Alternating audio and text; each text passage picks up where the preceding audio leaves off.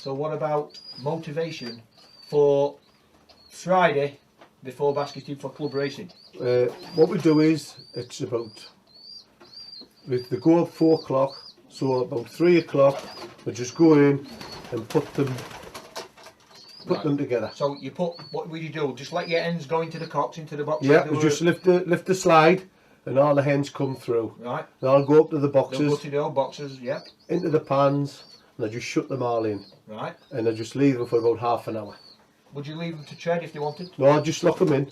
To that, you know. Right, so you in the bedroom part. The ends in one part with a pan, maybe. With a hen. And the cocks at the other side of the box? No, they're both in together. Locked in together. They're both in together? Yeah.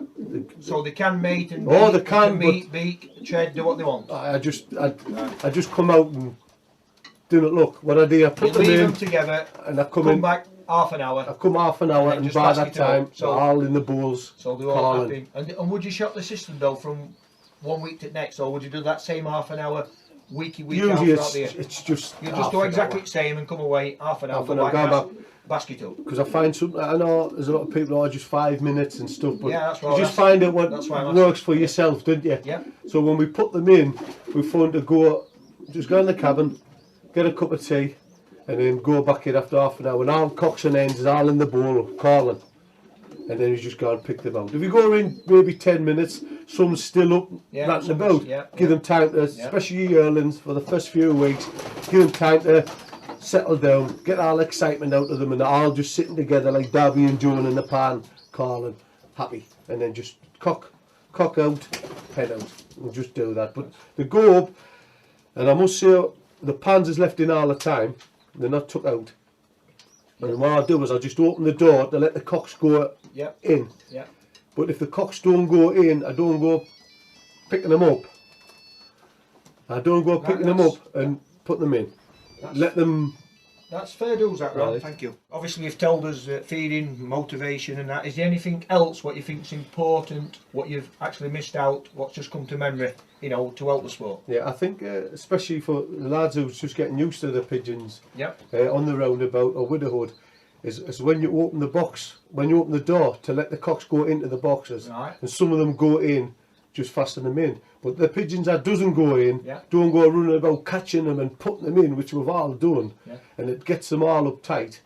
So the best thing to do is just leave them, and then when you let your hens come in, the hens take them into the box and just walk up and just fasten them in. Saves you from running about like a lunatic and upsets the whole place on a Friday night. Try to keep everything calm, you know. And it's calm is important. Oh, because you get a cock coming, it won't have gone in, and you've just chased it all over the blick and loft on the neat of fall, grabbing it and rolling it in, you know. Yeah.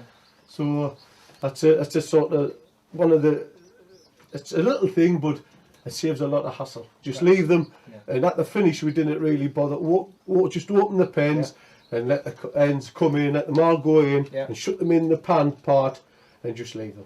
Right, and then go and pick them up, and you'll find that I'll be sitting, calling, like we said earlier on, and just pick the cock up, out, hen up, out, and away they go. As you'll do like the hen and the cock of that pair. Yeah. As you basket one, you'll basket the other one straight away. Then go on to the next pair. That's right, and just go through the ducket like that. You know, like on the turn of the race, with the hens and your cocks, obviously the roundabout. Yeah. So obviously all the pigeons go to the race. There's nothing left at home. No, there's nothing left at all. Even if a cock's late or an hen's late, it has to wait for its partner to come back. Either that, or you could have a spare cock and put it in with them, which they to shock the system. We used to pair them up to 2 hens.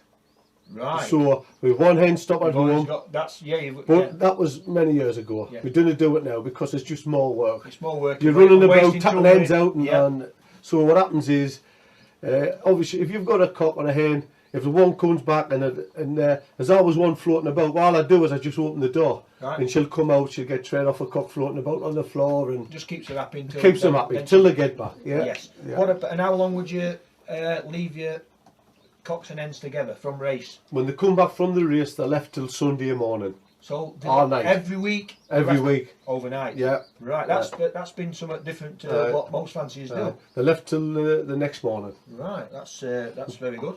But people think, well, they might lay because they have to off a night. Yeah. But it's the difference between, obviously, a Widowhood hen, which is locked up all week, and a hen that's getting raced or getting trained every day. Obviously. They didn't want to pay. They don't want to pay. No. Not when they've took been like 3-4 hours, and some maybe had all day. That's right. So they've had enough time to fly 500 miles. The only time you've got to watch them is when you get on the in-between races, when the pigeons in between the race, when they go into the channel race, and the inland race. Yeah.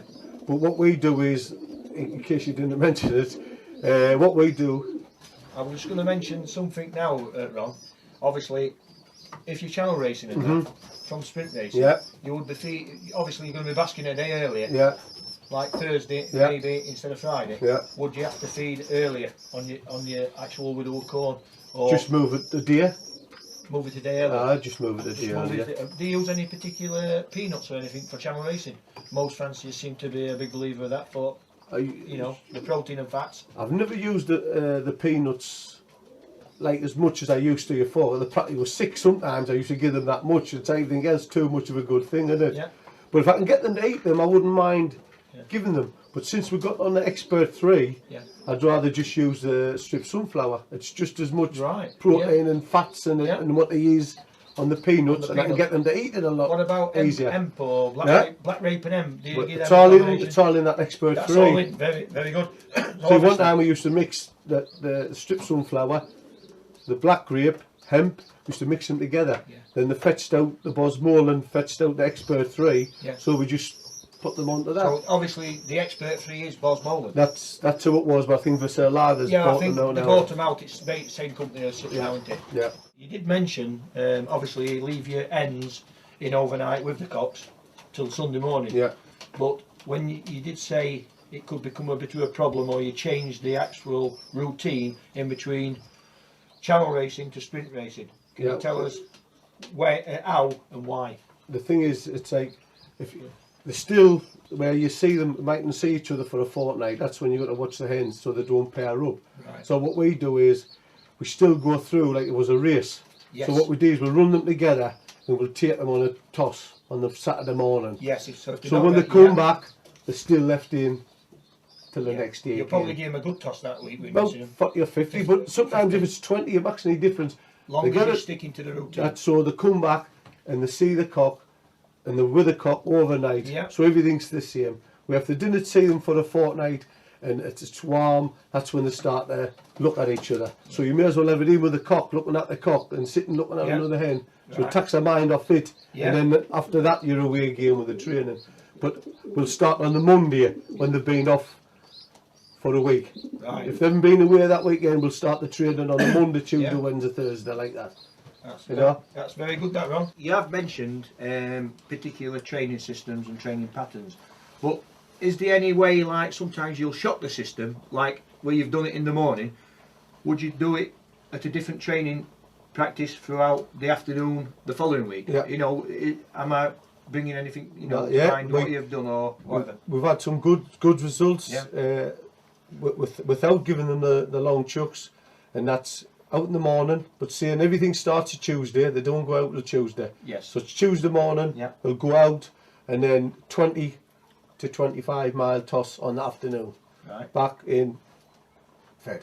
Right. And that's the same thing, and that'll be Tuesday, Wednesday, Thursday. Yeah. And they'll go regardless. It's going to have to be really bad for them not to take them.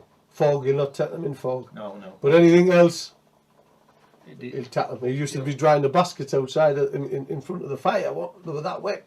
When he takes them away, once they go in the car, they'll not be fetching them back. They'll be empty when he comes back with them. Right, so they get well trained, you know. They get well trained, so obviously they get used to all the obstacles and so basically, if the transporter liberates them in a bit of unnecessary weather,